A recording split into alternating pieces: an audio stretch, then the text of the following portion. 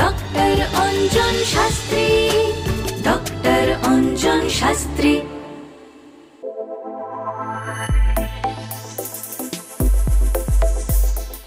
নমস্কার, আমি ভাস্বর চট্টোপাধ্যায়। আমরা আজকে এখানে আছি কার সঙ্গে না, ডক্টর অঞ্জন শাস্ত্রী। আমার সঙ্গে যিনি আছেন, যাকে আপনারা দেখতে চান, আমি তাকেই নিয়ে এসেছি। জন্ম থেকেই অনেকে অসুখ নিয়ে আসে, জন্ম থেকে অসুখ মানে ভুগতে ভুগতে তাদের জীবন শুরু হয়। এমনও তো হয় যে জন্ম থেকে ধরো কোনো একটা অঙ্গ ডিফেক্টিভ হয়, পা বা হাত, তো যার কোনো রেমেডি নেই। আমি বলছি তোমাকে, মানে অপারেশন করলেও হয়তো কিছু হবে না। তো এইগুলো কেন হয়? মানে এগুলো আমরা বলি আগের জন্মের কর্মফল। হ্যাঁ, অ্যাকচুয়াল হয়তো সেটা হতে পারে আগের জন্মের পর, কিন্তু এটাও কিছুটা হয়তো আমরা মানি, কিন্তু অ্যাকচুয়াল হয়তো সেটা অবশ্যই যখন জন্মের সাথে সাথে যখন এই ধরনের কোনো ইস্যু নিয়ে জন্মাচ্ছে, অর্থাৎ সমস্যা একটা আছে, কোনো ডিজিজ নিয়ে জন্মাচ্ছে, তখন এটা কিন্তু আমাদের হাতে কিছু থাকে না।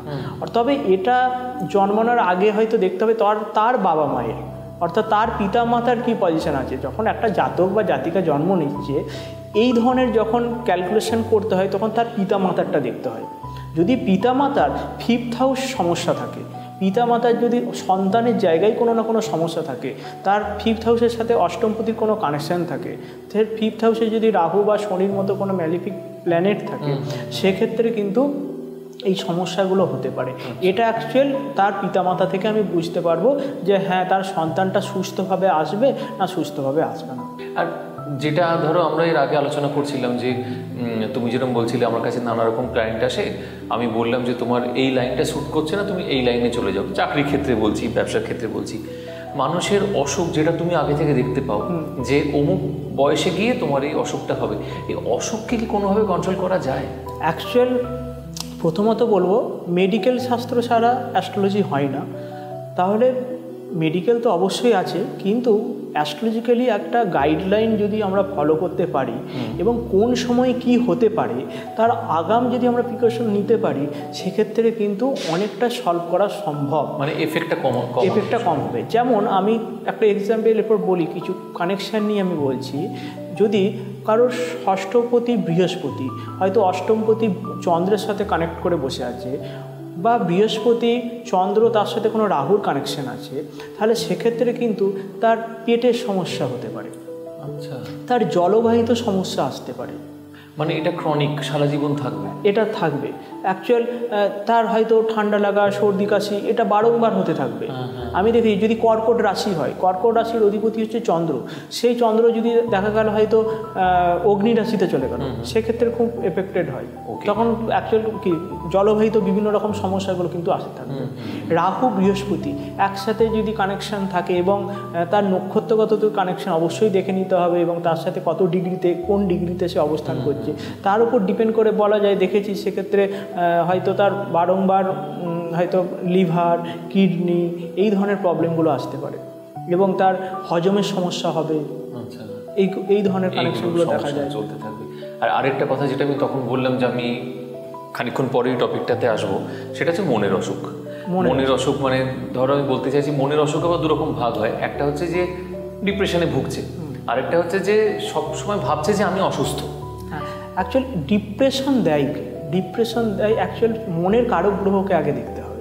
মনের কারক গ্রহ তো চন্দ্র, তাহলে চন্দ্র গ্রহ যদি সেক্ষেত্রে কোনো না কোনোভাবে এফেক্টেড থাকে, কোনো পাপগ্রহ যুক্ত থাকে, চন্দ্র শনিযুক্ত হয়ে থাকে, চন্দ্র যদি কেতুযুক্ত হয়ে থাকে, চন্দ্র যদি অষ্টম বা দ্বাদশের সাথে কানেক্টেড হয়ে থাকে, চন্দ্র যদি ষষ্ঠ স্থানে থাকে, চন্দ্র যদি হয়তো লগ্ন থেকে অষ্টমকে কানেক্ট করে হয়তো অষ্টমপতির সাথে কানেক্ট করেছে, বা সে দেখা যায় নক্ষত্রগত দিক থেকে যদি সে বিপদ নক্ষত্রে থাকে, অনেক রকম সমস্যা হয়।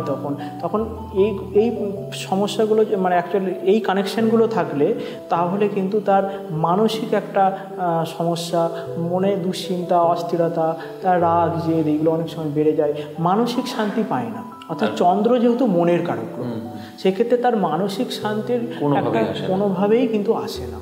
এটা কিন্তু দেখা গেছে। কিছু লোকে তো বায়ুও থাকে যে আমার শরীর খারাপ, কিন্তু দেখা যাচ্ছে যে কিছু নেই। অ্যাকচুয়াল কি হয়তো হ্যাঁ হতে পারে, গ্রহের এফেক্ট। হ্যাঁ, এটাও একটা গ্রহের। অ্যাকচুয়াল চন্দ্র কেতু যোগ, সবসময় একটা খুঁতখুঁতে ভাব। যদি তার সাথে ষষ্ঠর কানেকশন থাকে তখন মনে হবে শুধুই যেন আমার কিছু মনে হয় একটা অসুস্থতা মনে হচ্ছে, আমি বারবার ডাক্তার দেখাচ্ছি, ডাক্তার বলছে না কিছু নেই, এই ধরনের একটা ব্যাপার। চন্দ্রকেতু যোগ থাকলে হয়। চন্দ্রকেতু যোগ থাকলে অনেক সময় দেখেছি খুব মেন্টালি একটা সমস্যার মধ্যে দিয়ে ভোগে, ডিপ্রেশনে চলে যায়।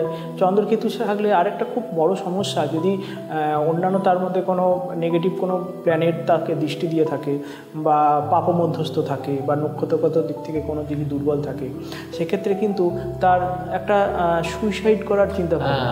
আমি এই কথাটাতে আসছি, এইটাও কিন্তু আমি দেখেছি। তুমি এরকম ক্লায়েন্ট পেয়েছো? হ্যাঁ, অবশ্যই দেখেছি আমি, এবং বলেওছি।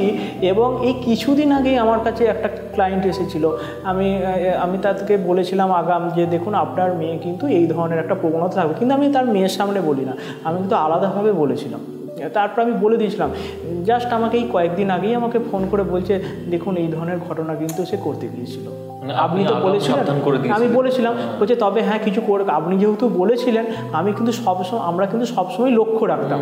এবং আমরা দেখলাম যে একদিন হঠাৎ করে কিছুই হয় না, একটু সামান্য বাড়িতে যেমন কথা কাটাকাটি হয় একটু হয়েছিল, তার বিবাহ নিয়ে একটা প্রবলেম চলছিল, সেটা নিয়ে বলতে বলতে হঠাৎ করে তার দরজা বন্ধ হয়ে যায় এবং তার কিছুক্ষণ পর সে ডাকছে সাড়া দেয় না, তখন কিন্তু তারা সঙ্গে সঙ্গে বুঝে নিয়েছে, যেহেতু আমার কথাটা মনে পড়ে গেছে, তারা কিন্তু যাই হোক সেই জায়গাটা থেকে তাকে মোটামুটি উদ্ধার করে এনেছে, কোনো সমস্যা হয় না। এটা কিন্তু চন্দ্রকেতু যোগে হয়। এবং তার সাথে আমি দেখেছি 4th হাউস যদি নেগেটিভ থাকে, 4th হচ্ছে মন মানসিকতার জায়গা। ফোর্থ হাউস যদি মন মানসিকতার জায়গা, সেই জায়গাটা যদি সমস্যা থাকে সেক্ষেত্রে তাহলে মানে আরও সমস্যাটা বেশি হয়। চন্দ্র রাহু যোগ যদি থাকে, চন্দ্র রাহু যদি প্রচণ্ড রাগী হয়, তার সাথে যদি আবার মঙ্গলের কানেকশন থাকে, কারণ আবার মঙ্গল কি, মঙ্গল অ্যাকচুয়ালি অগ্নিকারক গ্রহ, চন্দ্র হচ্ছে জলজকারক গ্রহ, তাহলে এখানে অ্যাকচুয়ালি আগুন আর জল এই যে দুটো ক্ল্যাশ হয়ে যাচ্ছে, সেক্ষেত্রে কিন্তু তার মাইন্ডকে প্রচণ্ডভাবে ডিস্টার্ব করে, মানসিক শান্তি দেয় না। মানে মানসিক শান্তি, আপনি যে প্রশ্নটা করলেন সেটা কিন্তু অনেক পার্ট আছে। তো এই যে মানসিক শান্তি, ধরো তুমি দেখতে পাচ্ছ যে মানসিক শান্তি লোকটার নেই, ধরো একজন যে কোনো তোমার কাছে যে এসছে, সে বারবার সুইসাইড করার চেষ্টা করছে, সফল হচ্ছে না কিন্তু বারবার চেষ্টা করছে, তো এইসব লোকেদের কন্ট্রোল করবে কি? অ্যাকচুয়ালি তার জন্যই কিন্তু প্রতিকার, অবশ্যই তার কিছু প্রতিকার আছে, তার কিছু গাইডলাইন বলে দিই যে এইগুলো এইভাবে করুন। তবে দেখুন একটা কথা বারবার বলি আমি, যেটা হচ্ছে ভাগ্য প্লাস চেষ্টা সমান ফল। আমরা সবসময় কিন্তু ভাগ্যের দোহাই দিয়ে সব কিছু হয় না, চেষ্টাটা কিন্তু আমাদের পজিটিভলি দরকার সব ক্ষেত্রেই। আপনি যদি শুধু ভাগ্যের ওপর ডিপেন্ড হন তাহলে কিন্তু সেই জায়গাটা ওভারকাম করা যাবে না। অর্থাৎ ভাগ্য প্লাস চেষ্টা সমান ফল বলা হয়, অর্থাৎ আমাকে এটা চেষ্টার মাধ্যমে এটা কিন্তু জায়গাটাকে ক্লিয়ার করার চেষ্টা করতে হবে এবং ওভারকাম করার চেষ্টা করতে হবে। আর আমি আরেকটা প্রশ্ন যেটা তোমায় করছিলাম, যে ধরো এমন কেউ এসছে তোমার কাছে, তুমি দেখতে পাচ্ছ যে একটা সময় সে মারণ রোগে আক্রান্ত হবে, কঠিন রোগ তার শরীরে বাসা বাঁধবে, হতেই পারে। অষ্টম ভাব থেকে আমরা দেখি এটা যে অ্যাকচুয়াল কোনো মারক রোগ, এবং দেখতে হবে কোনো অ্যাকচুয়াল আমাদের মারক প্ল্যানেটের দশা অন্তর্দশা চলছে কি না। অ্যাকচুয়াল আমাদের যেমন দ্বিতীয় ঘর, সপ্তম ঘর, এগুলোকে মারক স্থান বলা হয়। অ্যাকচুয়াল অষ্টম ঘর আমরা তো অ্যাকচুয়াল আয়ুর স্থান দেখি, অবশ্যই এটা তো দেখতেই হবে, কিন্তু দ্বিতীয় সপ্তমকেও দেখতে হয়। এবং অষ্টমের পঞ্চম আমি যদি ধরি, সেই জায়গাগুলো এইভাবে ক্যালকুলেশন করেও আমি দেখতে পাই, সেক্ষেত্রে 12th হাউস দেখতে হয়, এবং সে আপনার লগ্নের 2nd হাউস দেখতে হয়, এই কানেকশানগুলো কিন্তু দেখতে হবে।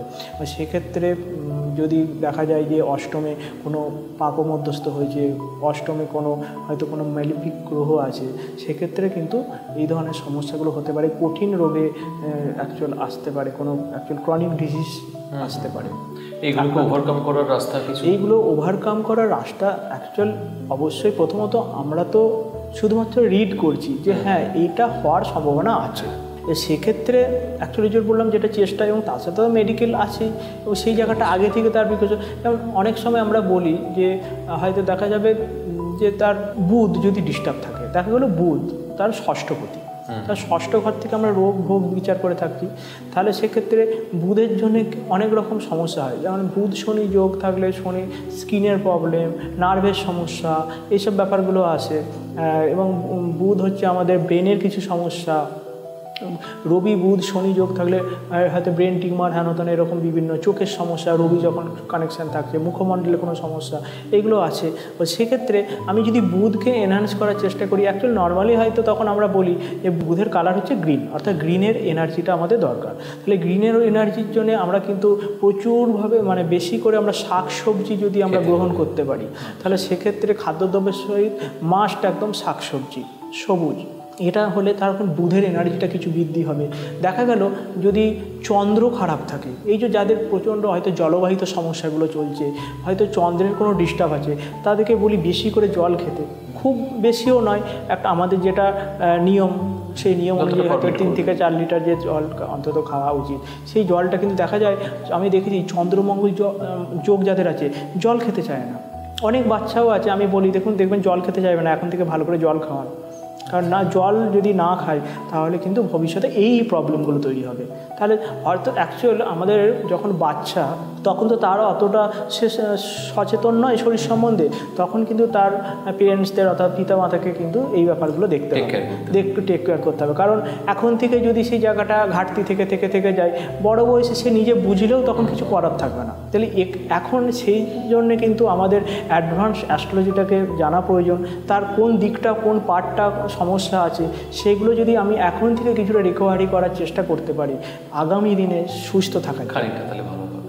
যাই হোক, আমাদের সময় একেবারে শেষের দিকে। আমি তো বলেইছি যে আমাদের প্রশ্নের কোনো শেষ নেই বা প্রশ্ন শেষ হবেও না, তার কারণ ডক্টর অঞ্জন শাস্ত্রী আছেন আমাদের সঙ্গে। অঞ্জনের সঙ্গে যদি আপনারা কথা বলতে চান, দেখা করতে চান ফিজিক্যালি, তাহলে কলকাতাতেও 2টো চেম্বার আছে, একটা রাসবিহারী কালীঘাট মেট্রো স্টেশনের কাছে আর একটা বাগুইহাটি হেলাবরতলাতে। এছাড়া পশ্চিমবঙ্গের ভেতরে 4 জায়গায় ওর চেম্বার করে, বাঁকুড়া, বর্ধমান, মেদিনীপুর এবং আরামবাগ।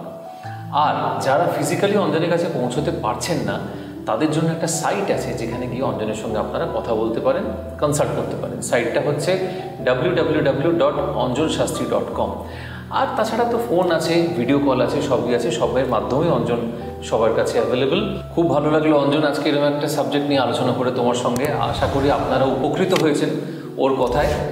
আবার দেখা হবে একই চ্যানেলে, এই অনুষ্ঠানে একই সময়। নমস্কার। নমস্কার। ডক্টর অঞ্জন শাস্ত্রী।